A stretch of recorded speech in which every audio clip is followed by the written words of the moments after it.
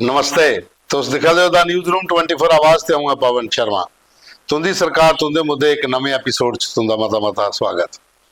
साथियों, एक महीने कोला ज़्यादा टाइम हो गया जिले हाड़ आए हे, रस्ते बही है, कई जगह लैंडस्लाइड हुई, मलबा रोडें पर आई आ, लेकिन अजे थोड़ी कई इलाके ऐसे जिथे कोई भी काम नहीं होया।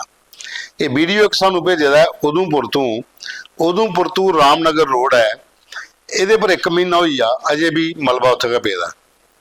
ये जिन्हें वीडियो भेजे दा वो दसा दिन कि पहले डबल लेन होंदा हा, हुण सिंगल लेन है। आवाजाही दे विच लोकें की बड़ी ज़्यादा दिक्कत आवदी है, लेकिन एडमिनिस्ट्रेशन की बखी दा कोई भी बंदा इस रस्ते की क्लीयर करने वास्ते तैयार नहीं है। उधमपुर तो रामनगर बड़ी ज़्यादा ट्रैफिक होंदी है, लेकिन इस रोड के उपर सिंगल लेन होने कन्नै जाम भी लगी जाता तो गड्डियां की परेशानी भी बड़ी ज़्यादा आती है। वीडियो तुस देखो, ये उधमपुर तो रामनगर रोड का है। उसके बाद एक वीडियो तुसें दस लगे, बड़ा ही सुंदर वीडियो है। ये एक ऐसी वैली है, ये तुस वीडियो देखो दिल खुश हो जाता है। कन्नै कन्नै स्क्रीन पर देखो तुस कितने सुंदर पहाड़ ने, क्या वैली बनी दी है पूरी। ये है देहोता डिस्ट्रिक्ट कठुआ का बिलावर इलाका है। इस इलाके दे विच बिलावर डुगन डिवेलपमेंट अथॉरिटी है, तो इस ग्रां के लोगों की मांग है कि इस वैली की इस डिवेलपमेंट अथॉरिटी के अंदर लिया जा, ताकि इतने रोड भी बनी जान, डिवेलपमेंट भी होए, लोगों का कोई रोजगार का भी साधन बने। ये बिल्कुल पिछड़े का इलाका है। तो इस बारे चाहे MLA जो बिलावर ने सतीश शर्मा उन्हें कई बार पहले भी आके बैठे हैं कि देहोता एक ऐसी खूबसूरत जगह है, अगर तुम इसी डिवेलप कर गए हो तो लोगों के रोजगार के कन्नै कन्नै इस इलाके टूरिज्म बहुत ज़्यादा बढ़ी सकता। कश्मीर लोग जाते हैं, पत्नीटाप लोग आते हैं, ਜਿਹੜੇ भी जम्मू कश्मीर के बाहर लोग आने वाले हैं, उन्हें अगर बिलावर के कोल देहोता वैली के एक बार दर्शन कराई ओड़ो, एक राउंड इतना मुराड़ो, पता लगी आ कितनी सुंदर जगह है। लेकिन प्रॉब्लम क्या है कि रोड है नहीं है, इंफ्रास्ट्रक्चर जीरो है। डिवेलपमेंट अथॉरिटी जी बनाई दी है, वो इस देहोता इलाके की लेदा नहीं है, उसी ये शामिल करिए MLA साहब कोशिश करन तो इस इलाके का टूरिज्म वधी जांदा ते लोगों की होर भी अच्छे कमाई के साधन भी शुरू हो जाते। वीडियो देखो तो बहुत सुंदर वैली है, ये पूरा वीडियो देखियो तुस।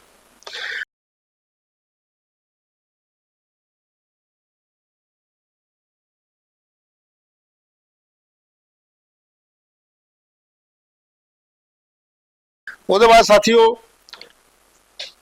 भारत के जोड़े गृह मंत्री है सरदार वल्लभ भाई पटेल, उनका शताब्दी जी मनाई जा करती है।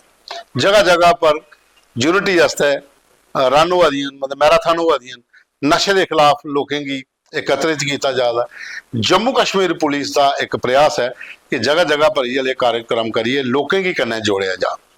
बिश्नाह के SDPO आरसपुरा सरदार मनजीत सिंह, SP हैडकुआटर इरशाद राथर, SHO बिश्नाह राकेश जंबाल, इन्हें बिश्नाह के तमाम जोड़े यूथ है अगे पिछे ग्राएं के सारे लोग इकट्ठे होए और एक उत्थे रन भी होया, दौड़ भी लाई। उसके बाद नचने गाने का प्रोग्राम भी होया, लोगों अगे अपील की गई, एकता बनाइए रखो, नशे के खिलाफ लोग इकट्ठे होन, पुलिस कन्नै सहयोग करन, ताकि जम्मू कश्मीर च इसलिए जी नशे की जी काम चला दा, बड़े सारे लोग जोड़े आदि होंगे जा दिन, उनके पर थोड़ी लगाम लगी आ और चिट्टा बेचने वाले के खिलाफ एक कड़ी कार्रवाई हो।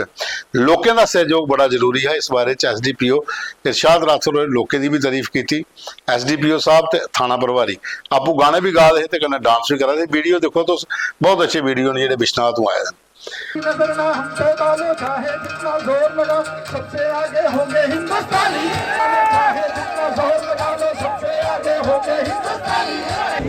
लोगों को मुबारकबाद जिन्होंने जम्मू एंड कश्मीर पुलिस के इस कार्यक्रम में अल्फा यूनिटी, जो हमारे पहले होम मिनिस्टर सरदार वल्लभ भाई पटेल पैरन पंजाबी कहते हैं, उनकी जन्म स्थिति जो आ रही है, बर्थ एनिवर्सरी जो 31 अक्टूबर को आ रही है, उसी सिलसिले में जम्मू एंड कश्मीर पुलिस इन प्रोग्रामों का इनेकाद करा रही है। उसी सिलसिले में आज बिश्नाह की सरजमीन पर इस प्रोग्राम को मुनक्किद किया गया Jammu and Kashmir police district police Jammu की तरफ से, और हमें जो रिस्पॉन्स मिला वो अनइमेजिनेबल, ज़बरदस्त रिस्पॉन्स मिला। आपने देखा कि हम सोच रहे थे कि सैकड़ों की तादाद में शायद लोग आएंगे, लेकिन यहाँ हज़ारों की तादाद में आ गए। बच्चे से लेकर सीनियर सिटीजन तक इसमें बढ़ चढ़कर लोगों ने हिस्सा लिया और ये दिखा दिया कि हम यूनिटी के लिए निकलते हैं और यूनिटी के लिए ही हम कोशिशें करते हैं और हम एक साथ यूनिटी में रहकर इस देश को आगे बढ़ाएंगे, JNK को आगे बढ़ाएंगे, इस देश को विकसित भारत बनाएंगे। युवाओं के लिए क्या संदेश रहेगा? संदेश यही रहेगा कि अपनी जो एनर्जी है उसको चैनलाइज पॉजिटिव कामों में करें, जैसे है स्पोर्ट्स है, गेम्स है और जो बाकी एथलेटिक्स है, बाकी जो फिजिकल एक्टिविटीज़ है और जो समाज के लिए अच्छाई के काम है उसमें बढ़ चढ़कर हिस्सा ले ले, ताकि वो जो समाजी बुराइयां हैं, खासकर जो नशे की प्रॉब्लम है, नशे की लत जो लग जाती है यूथ को, जिससे उनकी तबाही या बर्बादी का दरवाज़ा खुल जाता है, उससे बचने के लिए ये बहुत ज़रूरी है कि वो स्पोर्ट्स गेम्स की तरफ आए, अच्छे कामों में पार्टिसिपेशन करें। और उसी सिलसिले में आज हमने कोशिश की कि रन फॉर यूनिटी बिजनर टाउन में हो जाए और आपने देखा कि लोगों का जो रेस्पॉन्स रहा उससे हमारा दिल खुश हो गया। ਉਹਦੇ ਬਾਅਦ ਚ ਰਜੌਰੀ ਦੇ ਵਿੱਚ ਸ਼ਹਿਰ ਦੇ ਵਿੱਚ ਜਿਹੜੀ ਗੰਦਗੀ ਦੇ ਢੇਰ ਲੱਗੇ ਦੇ ਜਿਵੇਂ ਤੁਸੀਂ ਰਜੌਰੀ ਸ਼ਹਿਰ 'ਚ ਐਂਟਰ ਕਰਦੇ ਹੋ ਪੁਲਾ ਕੋਲਾ ਪਹਿਲਾਂ ਕਿ ਤੁਸੀਂ ਛੜੇ ਢੇਰ ਕੂੜੇ ਦੇ ਲੱਭਣ ਨਗਰ ਪਾਲਿਕਾ ਜਿਹੜੀ ਨਗਰ ਪਰਿਸ਼ਦ ਹੈ ਰਜੌਰੀ ਦੀ ਉਹ ਵੈਂਟੀਲੇਟਰ ਪਰ ਹੈ, ਕੋਈ ਕੰਮ ਕਰੀਏ ਰਾਜ ਨਹੀਂ। ਇਸੇ ਦੇ ਖਿਲਾਫ ਜਿਹੜੀ ਵਿਸ਼ਵ ਮਾਨਵ ਅਧਿਕਾਰ ਪਰਿਸ਼ਦ ਹੈ ਉਹਦੀ ਜਿਹੜੀ ਟੀਮ ਹੈ ਉਹ ਰਜੌਰੀ ਦੇ ਵਿੱਚ ਅਨਸ਼ਨ ਪਰ ਬੈਠੀ ਦੀ ਹੈ। ਉਹਦੀ ਡਿਮਾਂਡ ਹੈ ਕਿ ਸ਼ਹਿਰ ਦੀ ਸਾਫ਼ ਸਫਾਈ ਕੀਤੀ ਜਾ।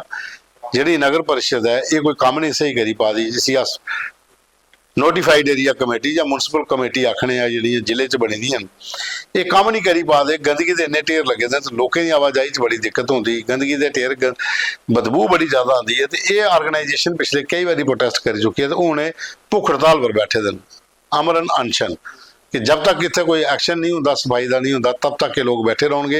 ये तुस वीडियो देखो उत्थों की जिहड़ी टीम है, जिहड़ा विश्व मानव अधिकार संघ जिहड़ा बने दा उनकी जिहड़ी टीम है उनके बारे वो क्या आखा देन कि किन्ने ढेर गंदगी दे लगे दे। आज ये जो हंगर स्ट्राइक रखी गई है ये वर्ल्ड ह्यूमन राइट काउंसिल की तरफ से रखी गई है। ये JKUT की जो हमारी टीम है, आज हम राजौरी में बैठे हैं, राजौरी मेन में हम बैठे हैं आज। और ये जो हमारी हंगर स्ट्राइक है ये regarding pollution, water pollution, air pollution, soil pollution, इसको लेकर है। आए दिनों आपने देखा होगा कि हम हमेशा प्रोटेस्ट करते हैं, हम हमेशा मीडिया बाइट्स देते हैं कि राजौरी जो है वो कचरे से पोल्यूट हो रही है, लेकिन कोई भी उस पे सुनवाई नहीं होती है। क्या वो डिस्ट्रिक्ट एडमिनिस्ट्रेशन हो या EO म्यूनसिपलिटी हो, उसमें कोई भी सुनवाई नहीं होती है। और आप देखेंगे डिस्ट्रिक्ट हॉस्पिटल से यहाँ पे एक GMC बना था, आज GMC में आप देखेंगे कि म्यूनसिपलिटी की तरफ से एक म्यूनसिपलिटी ने गिफ्ट दिया है GMC को, बिल्कुल GMC के बगल में वहाँ पे एक कचरे का बहुत बड़ा एक डंप लगा दिया है। वहाँ पे 3 डिस्ट्रिक्ट के लोग हमारे GMC में आते हैं, वो बीमारियाँ ठीक करवाने के लिए आते हैं, लेकिन ये जो राजौरी EO हैं ये उनको नई नई बीमारियाँ जो हैं वो गिफ्ट में दे रहे हैं। हमने पिछले दिनों एक न्यूज़ की थी, एक स्कूल है कॉन्वेंट स्कूल, उसके बिल्कुल 10 कदम की दूरी में एक डंपिंग पॉइंट म्यूनसिपलिटी ने बना दिया। वहाँ पे बच्चे हमारे देश का फ्यूचर है, बच्चे वहाँ पर जाकर पढ़ेंगे या बच्चे वहाँ जाके बीमारियाँ लेंगे। उसी से आप नीचे आएंगे तो बेले का एक नया बस स्टैंड खुला है, बस स्टैंड के बिल्कुल बगल में राजौरी का जितना कचरा होता है सारा उस बस स्टैंड में फेंका जाता है। और सैकड़ों की तादाद में रोज़ वहाँ पर जो ट्रैवलर हैं वो आते हैं, रोज़ वहाँ पे इतने लोग ट्रैवल करते हैं उस बस स्टैंड से। नीचे आप आएंगे तारिक ब्रिज के पास 3 जगह में सलानी ब्रिज तक जो है डंपिंग पॉइंट रखा हुआ है और जितना कचरा है राजौरी का वो सारा दरिया में फेंका जा रहा है। एकमात्र राजौरी में दरिया है ये, राजौरी थन्ना मंडी से लेकर नौशहरा बॉर्डर भैरीपतन तक जितना भी पानी है वो इसी दरिया से जाता है। इसी एक दरिया पर निर्भर है सब लोग, लेकिन डिस्ट्रिक्ट एडमिनिस्ट्रेशन के कानों तक जू तक नहीं रहेंगी। और आज हमें लास्ट में ये निर्णय लेना पड़ा कि हम हंगर स्ट्राइक में बैठेंगे। और मैं आपके माध्यम से ये बता दूं, ये हंगर स्ट्राइक तब तक चलेगी जब तक हमारे राजौरी का फ्यूचर है जो सिक्योर नहीं होता, हमारे राजौरी को क्लीन नहीं किया जा सकता।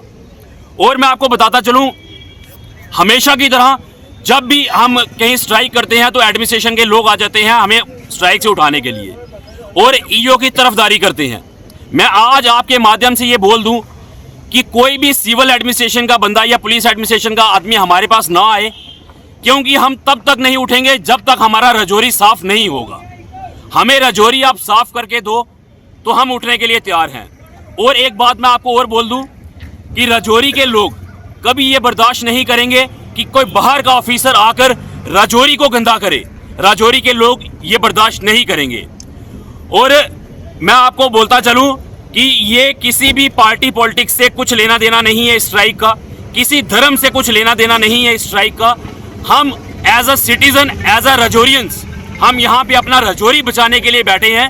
मैं तमाम लोगों से ये अपील करूंगा कि जिसको भी हमारे स्ट्राइक में शामिल होना है वो आ सकता है, मगर पार्टी पॉलिटिक्स नहीं करनी है।